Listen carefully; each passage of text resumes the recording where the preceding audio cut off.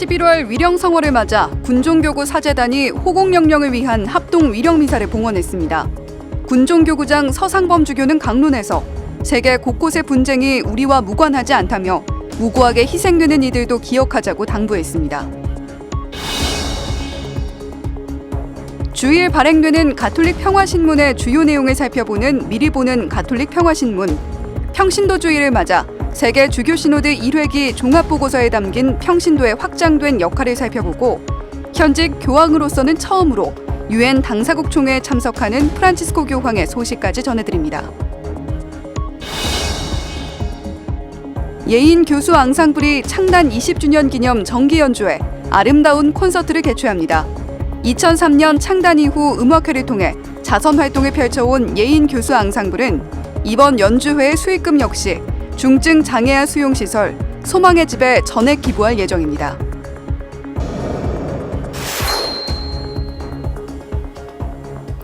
시청자 여러분 안녕하십니까? 11월 8일 수요일 CPBC 뉴스입니다.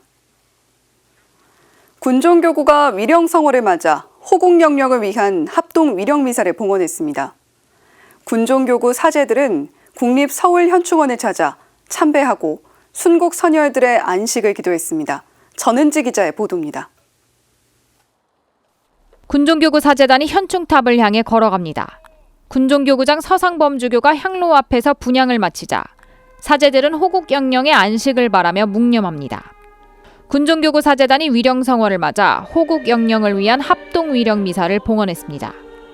미사를 집전한 서상범 주교는 6.25 전사자와 애국지사들, 군인과 경찰 등 나라를 보호하다 세상을 떠난 영령들을 애도했습니다.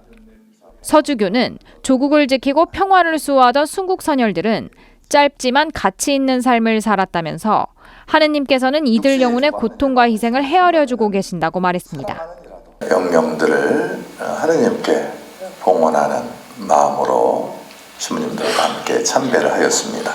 이곳에 안장된 이들은 인생의 절반을, 아니 그 절반의 절반도 못 살고 인간적으로 보면 고통스럽고 애처로운 죽음을 맞이했을 수도 있습니다. 그러나 그들은 지금 천상에서 영복을 누리고 있다는 것. 서주교는 강론에서 분쟁 중인 가자지구 상황을 언급하며 무고하게 희생되고 있는 이들을 기억해달라고도 당부했습니다. 가자지구 거기에서 무고한 사람들이 10,000명 넘게 지금 그 중에는 대다수가 어린이 또 부녀자들이고 지금 사망을 하였죠. 다친 사람은 뭐 더 많겠죠. 병원도 물이 없고 또 양식도 없을 뿐만 아니라 약품도 없고 또 이런 전기가 없으니까는 모든 것이 다 뭐 인큐베이터하고 뭐 수술 못하는 건 물론이겠고 정말 아주 절박한 상황이라고. 서상범 주교는 세계 곳곳에서 일어나는 분쟁은 우리와 무관한 일이 아니라며 이럴 때일수록 더욱 하느님을 찾고 평화를 기도하자고 말했습니다. 그런 일이 일어날 수 있는 그런 위험한 그런 장소에 위험한 때에 살고 있는 것이죠. 그래서 세계 평화, 이 세상이 정말 하느님의 뜻대로 하느님의 진정한 평화가 좀 이루어질 수 있도록 우리 모두가 더 회개하고 또 하느님을 또 찾을 수 있고. 미사가 끝난 후 사제들과 신자들은 묘역 앞에서 묵주 기도를 바쳤습니다. CPBC 전은지입니다. 매주 발행되는 가톨릭 평화신문의 주요 기사를 미리 살펴보는 코너입니다. 이번 주일 11월 12일자 가톨릭 평화신문 1735호에는 어떤 내용들이 실렸는지 윤재선 기자와 함께 알아봅니다. 윤재선 기자 어서 오세요. 안녕하십니까? 네, 오랜만에 뵙는 것 같습니다. 네. 이번 주 신문에서 가장 주목해봐야 될 소식 어떤 게 있을까요? 네, 이번 주일은 연중 제32주일이자 평신도 주일인데요. 평신도 주일에 바라본 세계 주교 시노드 1회기 종합보고서 내용이 일면 머릿기사로 실렸습니다. 복음 선포의 원동력, 평신도 역할 더 커져야 라고 하는 제목에서 알 수 있듯이 최근에 공개된 종합보고서에는 오늘날 평신도의 확장된 역할을 기대하는 그런 내용이 담긴 걸로 확인됐습니다. 디지털 환경과 사회 전반의 큰 변화 속에서 평신도들은 교회를 알리고 복음을 선포하는 데 앞장서고 있는데요. 교회가 자신의 사명, 즉 복음을 전파하기 위해서는 평신도들의 기여가 꼭 필요하다, 이렇게 보고서는 밝히고 있습니다. 교회 내 평신도 단체가 그간 보인 선교의 모범이 시노드 정신을 구현해 왔다는 평가도 특별히 눈에 띄는 대목인데요. 보고서는 평신도 단체와 교회의 여러 평신도 운동이 서로 다른 이들 간의 친교를 증진하고 복음을 선포하는 원동력이 됐으며 경제 사회적으로 소외된 이들에게 다가가 공동선을 증진하는 데 헌신했다, 이렇게 밝혔습니다. 선교의 관점에서 시노드적 친교와 참여의 본보기를 보여줬다, 이렇게 평가한 겁니다. 네, 교회 내 끈끈함, 촘촘함을 담당하고 있는 평신도들의 확장된 역할만큼 양성도 상당히 중요해 보입니다. 네. 보고서에도 이런 내용 담겼나요? 그렇습니다. 보고서는 현재 교회 내 양성 프로그램에 대한 광범위한 검토가 필요하다, 이렇게 짚었는데요. 특히 여성의 기여 또한 가정의 기여를 향상하는 데 주의를 기울여야 한다고 거듭 제안했습니다. 평신도가 또 성직주의에 물드는 것을 경계해야 한다는 그런 대의원들의 의견도 보고서에 담겼고요. 성직주의는 소명을 봉사라기보다는 어떤 특권으로 생각을 하고 책임을 회피하는 세속적인 권력 표현 방식의 하나인데 이는 선교의 장애물이라 할 수 있다고 짚었습니다. 그러면서 이는 사제와 수도자만이 아니라 평신도에게도 나타날 수 있는 모습이라고 주의를 요구했습니다. 네, 평신도 주일이 어느덧 56번째를 맞이했어요. 네. 56번째 평신도 주일을 맞아서 한국평단협에서 강론 자료도 배포했다고요. 네. 정확한 명칭은 한국천주교 평신도 사도직 단체협의회인데요. 예. 협회가 배포한 강론 자료 제목은 하느님 나라를 향해 쉼없이 나아갑시다입니다. 한국평단협은 자료에서 하느님을 뜨겁게 사랑하고 미사 성례와 성사 생활에 충실한 참 그리스도인이 되기로 결심하자고 독려했습니다. 미사와 영성체는 그리스도인에게서 가장 거룩하고 또 장엄한 전례이지 않습니까? 예. 그렇게 미사와 성사 생활을 신앙의 중심에 두고 그 안에서 얻은 복음의 은총을 우리가 삶 안에서 실천함으로써 세상에 복음을 선포하는 삶을 살아야 하겠다고 평신도 신앙생활의 기본 사명을 일깨웠습니다. 또 신앙인으로 살아가는 나의 모습이 다른 이에게 그리스도의 향기를 전하고 하느님 나라로 가는 여정에 동참하게 하는 계기를 마련해 준다면 이보다 더 효과적인 선교는 없을 것이라고 밝혔습니다. 하느님의 말씀에 따라 살고 또 예수님을 닮아서 살고자 한다면 이보다 더 큰 복음 선교는 없을 거다, 이렇게 강조한 겁니다. 네. 자, 프란치스코 교황 제28차 유엔 기후변화협약 당사국 총회에 직접 참석을 한다고요. 네, 마테오 브루니 교황청 공보실장이 현지 시간으로 3일 이렇게 공개하고 밝힌 내용인데요.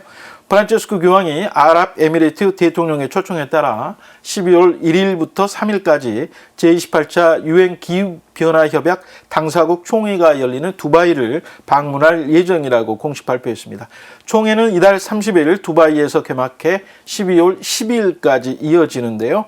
현재 교황이 유엔 당사국 총회에 참석하는 건 프란치스코 교황이 처음입니다. 네, 또 최초의 기록을 쓰게 된 것 같은데 네. 외신들의 반응은 어떤지도 궁금합니다. 네, 외신들 이 소식 앞다부터 보도하면서요. 기후위기 극복에 대한 교황의 강력한 의지를 느낄 수 있는 행보다 이렇게 평가했습니다. 아직 정확한 일정은 공개되지 않았습니다만 벌써 교황이 유엔 당사국 총회에서 기후위기 극복을 위한 대책을 촉구하는 연설을 할 것이란 전망이 나오고 있습니다. 이 프란치스코 교황은 지난 10월 회칙 찬미받으소서의 후속 문헌이죠. 공고 하느님을 찬미하여라를 통해서도 유엔 기후변화협약 당사국 총회에 대한 기대감을 전하기도 했는데요.